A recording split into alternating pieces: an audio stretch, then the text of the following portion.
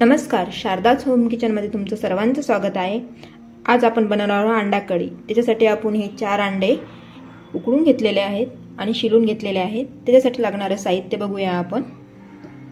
थोडंसं खोबरं, कांदा, लसूण आणि अद्रकची पेस्ट, मसाला, लाल तिखट, हळदी पावडर, जिरे आणि कोथिंबीर आणि 2 तेजपत्ते। चला आपण आता मसाले भाजून घेऊया।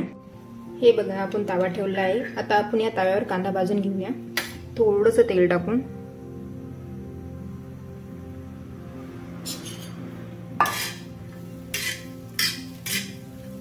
कांदा आपल्याला तांबूस कलर येईपर्यंत भाजून घ्यायचा आहे। हे बघा, आपला कांदा किती मस्त कलर आलाय। आता आपण याला काढून घेऊया। अशाच पद्धतीने खोबरे भाजून घेऊया, थोडंसं तेल टाकून। हे बघा, आपलं खोबरं भाजून झालेलं आहे। आता आपण याला काढून घेऊया। हे बघा, आपला कांदा आणि खोबरं भाजून झालेलं आहे। आता आपण याची मिक्सर मधून बारीक पेस्ट काढून घेऊया, थोडंसं पाणी टाकून। ही बघा, आपण कढई ठेवलेली आहे। आता त्याच्यात तेल टाकून घेऊ। कढईमध्ये जिरा आणि अद्रकची पेस्ट टाकून घेऊया।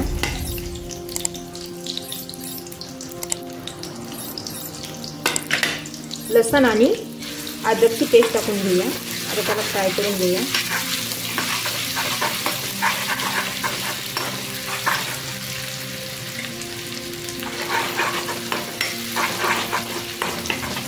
त्याला मस्त लाल होऊ द्यायचं आहे लसणाला आपल्याला। आता आपण याच्यामध्ये खोबरं आणि कांद्याची पेस्ट घालून घेऊया।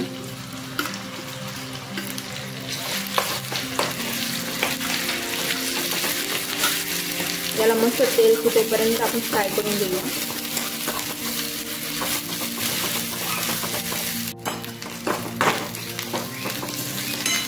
आता आपण इथे जिरे टाकून घेऊया आणि 2 तेजपत्ते। आता त्यात आपण राहिलेले मसाले घालून घेऊया। लाल तिखट आणि मसाला,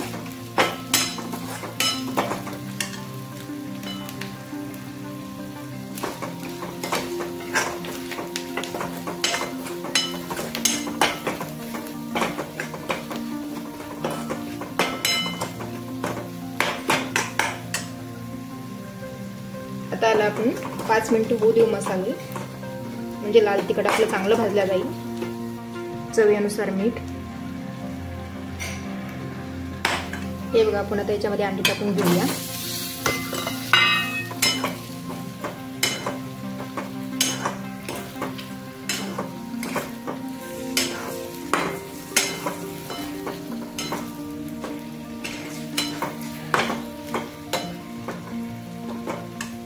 आता याच्यामध्ये थोडंसं पाणी टाकून घेऊ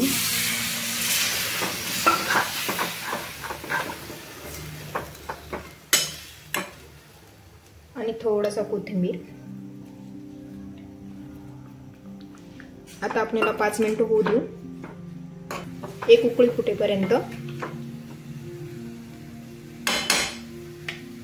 हे बघा, आपली अंडा कढी तयार आहे।